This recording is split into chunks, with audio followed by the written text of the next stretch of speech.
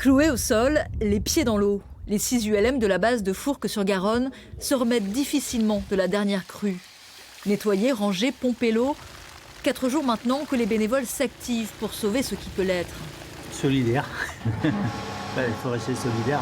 Mais l'inondation a été sans pitié pour ces petits bijoux de technologie. Alors là, vous avez le niveau d'eau qui a été atteint par le pic de crue. Donc on a à l'intérieur des bâtiments quasiment 1,60 m d'eau.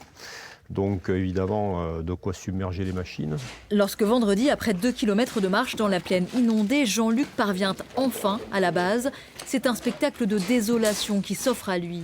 Malheureusement, la catastrophe, parce que évidemment tout ce qui était à l'intérieur a bougé. Donc c'est un paysage d'apocalypse sur le coup. Plusieurs jours durant, ces ULM dernier cri baignent dans l'eau boueuse.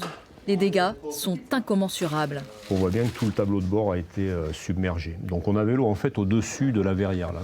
Systèmes électriques, électroniques, pneumatiques et même moteurs, tout est à remplacer. Car impossible de transiger avec la sécurité. On voit le parachute de secours qui a été complètement immergé, donc qui s'est rempli d'eau. Donc là, ça va être une révision complète.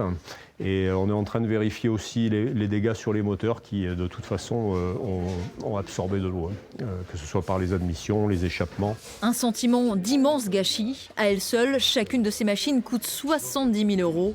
En 30 ans passés ici, au cœur de la plaine, jamais la base de Fourques-sur-Garonne n'avait connu une seule inondation.